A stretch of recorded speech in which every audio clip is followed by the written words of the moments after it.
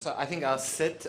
So Mario, thank you very much for this kind introduction and the kind invitation to present at this conference. It's obviously a huge honor for me. So I've never spoken after a mayor, actually. So you know that's a first. Well, I wasn't directly after the mayor, but still.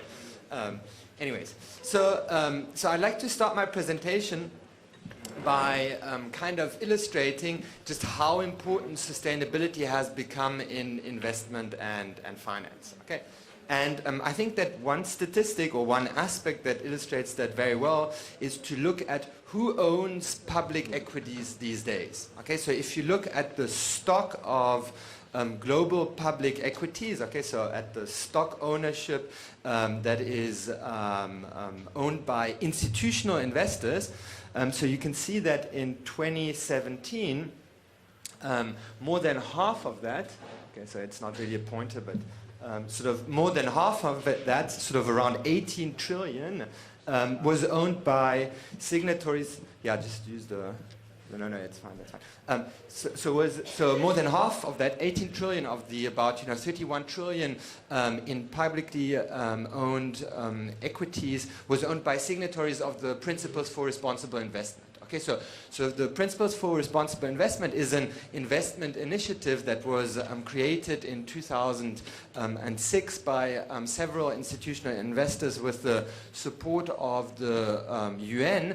And back then, you can see that the PRI signatories were almost irrelevant. Okay, in terms of their ownership of public equities. But so why is this important in 2017? So it's important because it signals that the representative institutional investor these days is now at least publicly committed to sustainability in investment management. Okay.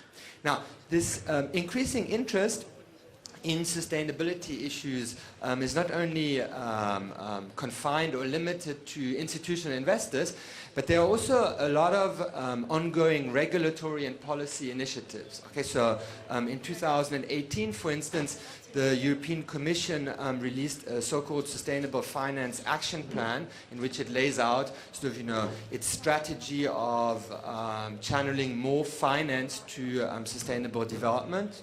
That has led to the work of the technical expert group, of which Andreas Höppner has been part. That is, working on concrete measures that policymakers could take to,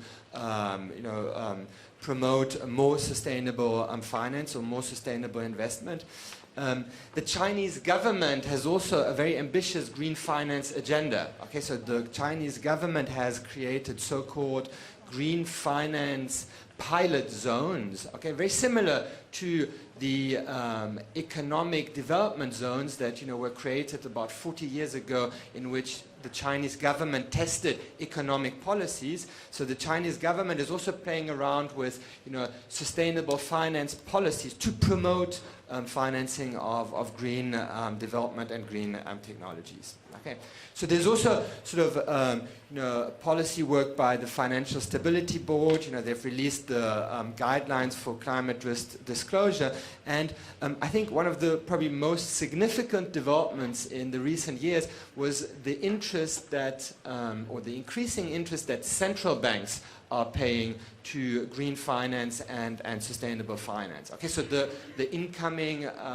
president of the European Central Bank, Christine Lagarde, announced on several occasions now that she wants to make sort of climate change a priority topic throughout her tenure, throughout her mandate. Okay, so you see this increasing interest not only from institutional investors, but also from policymakers and central bankers.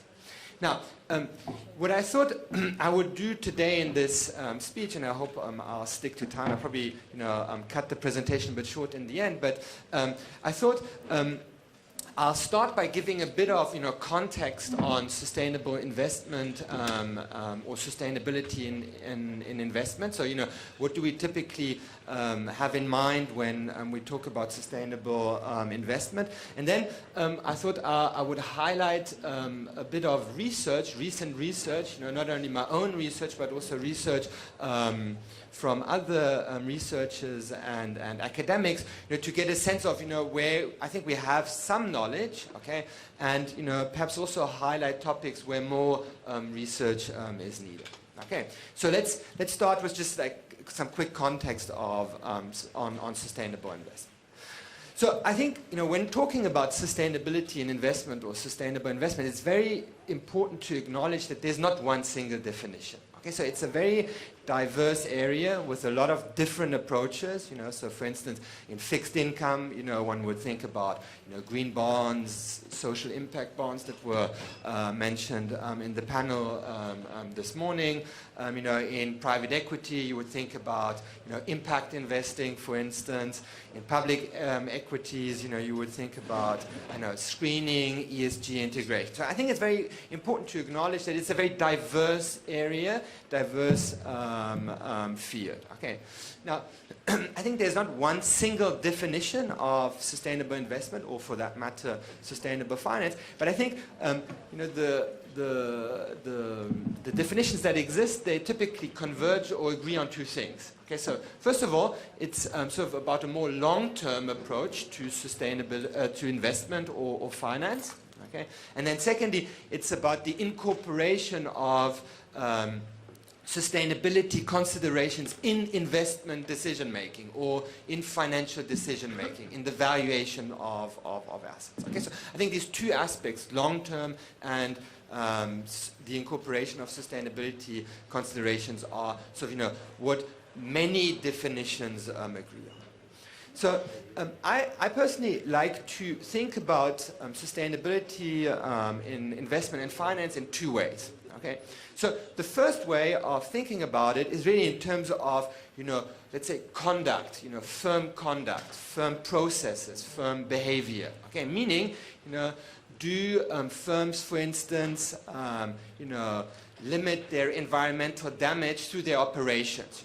In their supply chains, for instance, do they, implement fair labor practices, or do they rely on forced labor, for instance? Okay, so this, the conduct dimension, is really about the behavior of a company, how the company operates. And I think this is very often captured by these so-called ESG issues, okay, environmental, social, and governance issues. So they're very much concerned with the conduct of a corporation or a company. Okay. Now, yeah, exactly. And one more thing, I think this conduct dimension is often very much about risk. Okay, kind of, the idea of, analyzing environmental, social, and governance issue might be a way of reducing investment risk. Okay. Now, I think the second way of looking at sustainability in finance and investment is focusing more on the product dimension. Okay, so what does the company ultimately sell in terms of products and services? Okay, so here, it might be about, clean energy versus, dirty energy, for instance. So really, thinking about, what is the product and the service the company sells. Okay. And I think, one way in which a lot of decision makers, not only in the financial sector, but also sort of in the UN system, have started thinking about these issues is in terms of the Sustainable Development Goals. Okay, so SDGs. Okay, so really, I think a nice way of thinking about sustainable investment is in terms of ESG, being probably more about the risk aspect, and then also secondly about the SDGs. And the products that ultimately firms sell to their customers, and this is probably much more about the opportunities, okay, that might be associated with sustainable investment. Now, I think that currently, not only in the private sector but also in academia, And currently meaning probably also in the past, because I'm not aware of all of the research. I'm sure I'm going to learn about a lot of exciting research today. So I hope I don't say anything silly. But anyways, I think a lot of attention, or probably also too much focus and attention, has been paid on the conduct, the ESG dimension. Okay, so I think it's really important, to conduct more research, looking at the product dimension. Okay, sort of, clean energy versus dirty energy, etc. Okay. Okay, so this was sort of a short introduction on, let's say, how I like to think about sustainability in investment and finance. And so what I'll try to do next is, sort of highlight a couple of, papers or results on a very selective set of issues which I thought are important. Okay. So the first topic I speak about is this issue of investment performance. Okay, because I think this is, obviously for practitioners a very important topic, and there are very strong opinions among academics, but also among practitioners about the investment performance of, let's say, sustainable investments. And also, you can get quite confused as a practitioner by, reading the financial press, because, let's say, there's some studies that, find that investments made based on ESG characteristics tend to underperform. Okay, so this is a study that was highlighted this year by Market Insider. Then the Financial Times recently highlighted that sustainable funds are more likely to be top performers. Okay, so kind of the complete opposite of what this study found. And then there are even studies such as a recently released study by the IMF that says that sustainable investors or sustainable investment strategies, they kind of match the performance of regular investors. Okay, so let's say, not only for practitioners but also for academics, it's kind of confusing, to get a sense of what is the true relationship between, let's say, financial performance and the ESG characteristics of these financial performance. And I think like an interesting study that was written on this topic was created by two researchers from the University of Hamburg and one who is, I think, working for DWS. So what they tried to do is they tried to aggregate the results of hundreds of scientific studies exactly on this topic, okay, on this topic of the financial performance of sustainable investment strategies. Okay, so the idea of the study is really to, is there a consensus? Okay, so if we summarize, if we aggregate all of the studies or hundreds of studies that have been written on this question of whether sustainable investments perform financially, do we find sort of a consensus? And I think the most important point here, so I'm just going to zoom out like this, is this bar here. Okay, so this graph essentially, the first bars of this graph here, what they show is sort of the percentage of studies that show a positive. Sorry, no, I made it go away. Okay. A positive, a negative, or no link at all. And I think so. What they found is that the overwhelming fraction or percentage of studies finds a non-negative relationship. Okay, meaning like the majority of studies finds either a positive link between performance and ESG characteristics, or sort of no link, or a mixed link, so meaning either positive and negative. Okay, but I think that what this highlights is that sort of there tends to be a tendency of studies to find that at least it doesn't hurt performance. Okay, so I think this is an important point. Okay, so only 8% of the studies find clear evidence that investments made on the basis of ESG or sustainability considerations destroy performance. Okay, so the large majority finds either a positive link or sort of a negative, or not a mixed link, or no link at all. Okay, and then they try to also, sort of infer a correlation that is implied by these studies between sort of the financial performance of investments and ESG characteristics, and they find that this is sort of slightly positive.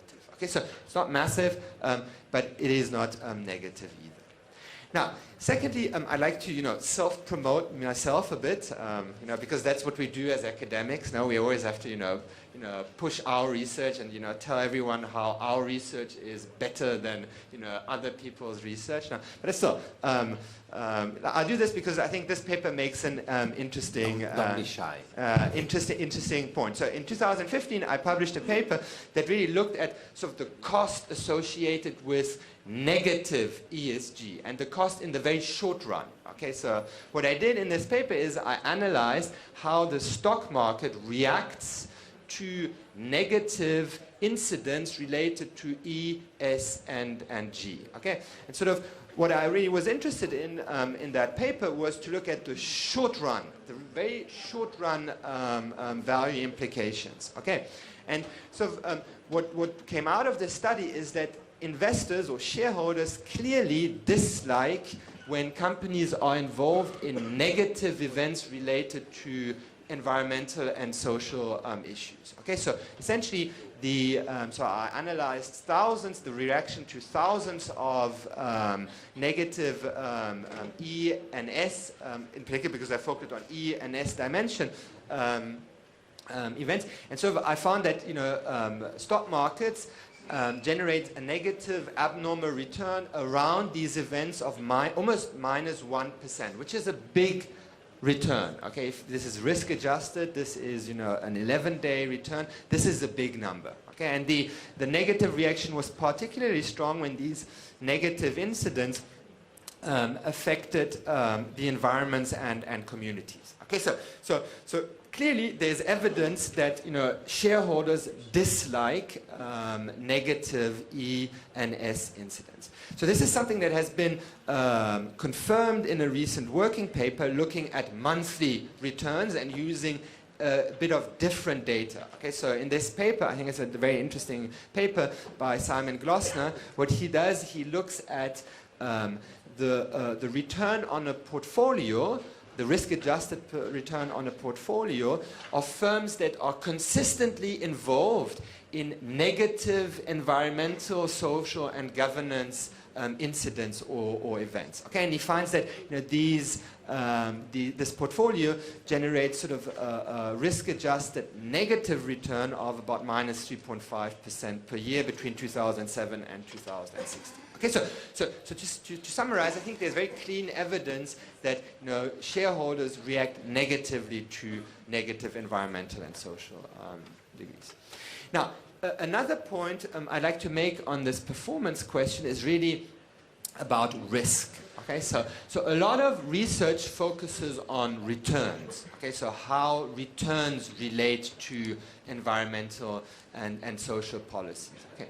Now, when you look at it statistically, there's actually a much stronger relationship in the data between measures of risk and, let's say, E and S policies. And Andreas, he has some very interesting work on this as well. So what we did in this paper here is we analyzed the portfolio return and volatility of thousands of institutional investors in US stocks. Okay.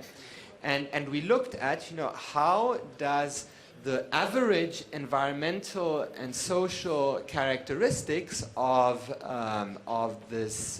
these investor portfolios relate to returns, to portfolio returns. Okay, and this is obviously adjusting for other factors. It's kind of like first-order factors that affect returns. Okay, like say the profitability of the company, the size, etc. So these are kind of effects where first order effects are netted out. So we find this sort of slightly positive relationship between returns.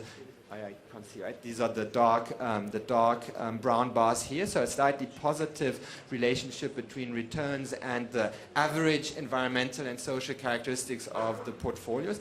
But we find a very negative relationship between portfolio volatility. So these are the lighter beige bars here, and the environmental and social characteristics of the investor's portfolio. Okay, so actually the relationship between risk and the E&S characteristics of companies is much stronger in the data. Now, the last point before we move on to the second point. So how much more time do I have? Like 10 minutes? Okay, 10 minutes.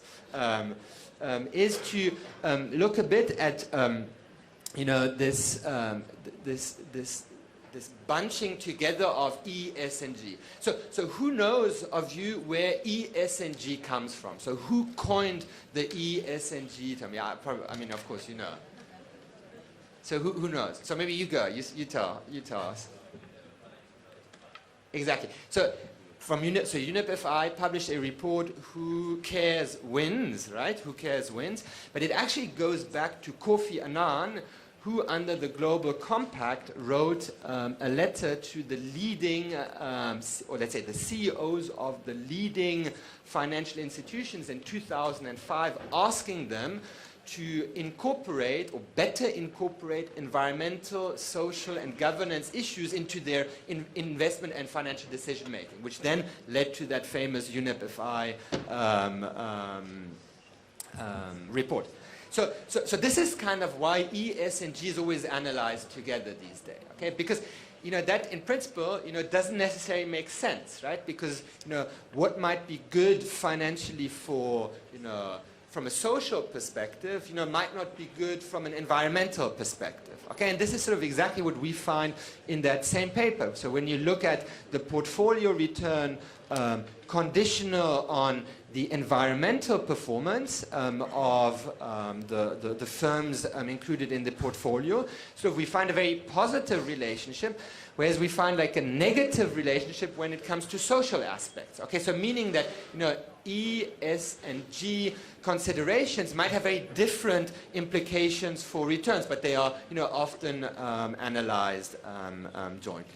Okay, so I'll just quickly skip over this slide and sort of maybe focus a bit on when it comes to performance, on perhaps aspects we do not know very well. Okay, so we do know well that the performance of investments is slightly positively correlated with sort of the sustainability characteristics, but we don't know very much about whether there's a causal link between better environmental policies causing financial performance. Okay, so there much more research is needed to understand the mechanisms, okay, through which environmental policies generate financial performance, or social policies generate financial performance. Now, I think another aspect we don't really know well now is, let's assume that ESG stocks in the past have performed relatively well. We are now in a phase where the representative institutional investor is rebalancing his or her portfolio, right?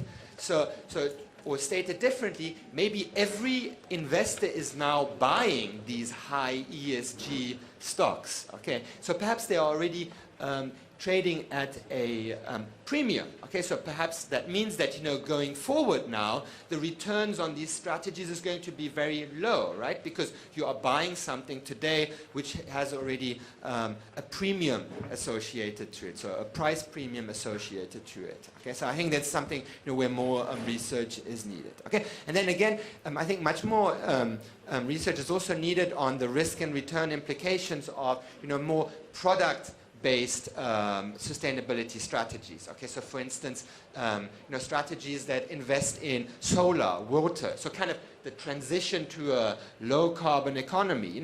Are these going to perform like in the past, like terribly, right? Solar has been a terrible financial investment in the past because of the high cost competition among solar producers, or perhaps these strategies are going to perform very well in the future now. We don't know. Maybe from a narrative perspective, there's going to these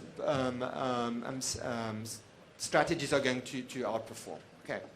So I think that's also where more research is needed. So I definitely won't cover everything because like now I have what, like 8 minutes. Like I'll cover the important things. So the second aspect I like to talk about is about ESG measurement.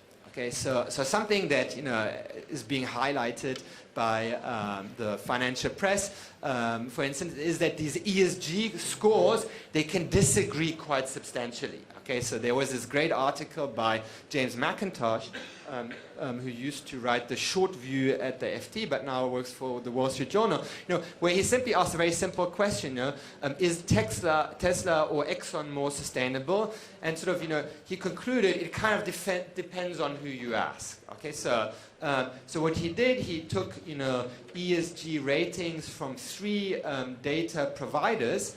So in the upper figure for Tesla, he took data from Sustainalytics, FTSE, and MSCI. And sort of if you focus on the environmental line, if there was perfect agreement, the dots and the squares would perfectly line up. But you can see that there's a lot of disagreement, right? So FTSE thinks Tesla is terrible in terms of its environmental performance, and MSCI thinks it's kind of top of the class. Okay, so which has led sort of this notion or this kind of observation that these ESG scores disagree has led some right-wing think tanks in the US kind of discredit ESG ratings as a whole, saying these are irrelevant, they don't measure anything, they're completely subjective. Okay, and I think this has sparked some recent interesting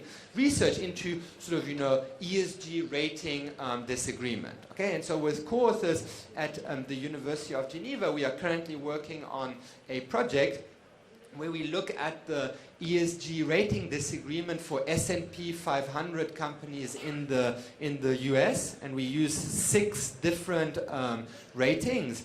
And essentially, what we find is we kind of start out by generating some very simple first principles or descriptive statistics. Okay, so we find that the average correlation is about 0.5. Okay, 0.47. So it's it's not 0, it's not 0.1, it's not 0.9 either. Okay, so it's kind of midway, right? So what struck us the most is that the correlation is actually lowest for governance. Okay, so we thought, let's say coming from an academic finance perspective, we have decades of research on governance, so we might have more agreement on how to measure governance, but it turns out we don't, right? So the correlation is actually lowest for governance and highest for the environmental dimension. And there are a couple of other papers that do something similar for international samples. They all find this ordering of E being most correlated and G being least correlated, independent of whether it's a US data set or an international data set. Now, this disagreement tends to vary a bit across industries. Okay, so it tends to be, so correlations tend to be lowest in the consumer durables industry and highest in the business equipment, so like technical equipment industry. So there seems to be some variation across industries, but not that much actually. You see sort of, the majority of industries have sort of, correlations around average correlations around 0.5. Now, secondly, what we did then is try to kind of understand, what firm level characteristics correlate with disagreement. Okay, and we sort of found that firms with higher asset tangibility tend to have less disagreement, okay, in particular on the environmental dimension. Okay, so this seems plausible, right? So if a company has a lot of factories, it probably emits a lot, right? It's probably easier for these rating agencies to quantify, the environmental performance of these different companies. Now, more profitable firms also tend to have less disagreement, okay, both in the overall ESG dimension and in the environmental dimension. Firms without a credit rating tend to have more disagreement as well. So I think sort of one interpretation here we thought of was that perhaps when there is not a credit rating, there's less information available for these firms in general, okay, which might make it more difficult for firms to, for these rating companies to determine their ESG performance. Now, something that also surprised us was that the large, so we're already analyzing large firms, right? This is S&P 500 firms, but this agreement was even higher among the largest firms in the S&P 500, which sort of, I wouldn't have expected ex-ante. Now, this is sort of, what we know about ESG rating disagreements, so we know that they disagree, but I think what's much more important is to understand why they disagree. Okay, so why do ESG ratings disagree?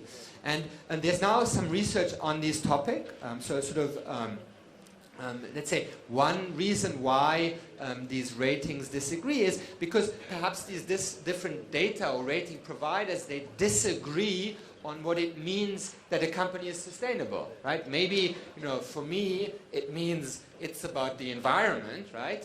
And maybe for someone else it means it's more about social aspects or sort of, human rights or, labor rights. Okay, so meaning there's not, a shared view of what it means that a company or firm is sustainable. And then, obviously one would have disagreement in these measurements. Okay, and sort of something that we try to push in our paper is sort of this idea of legal origins. Okay, meaning the legal origins have a long history in research in finance. Okay, so there's this idea that, let's say, firms in civil law countries, okay, so countries like France, Germany, where labor plays a very important role in the governance process.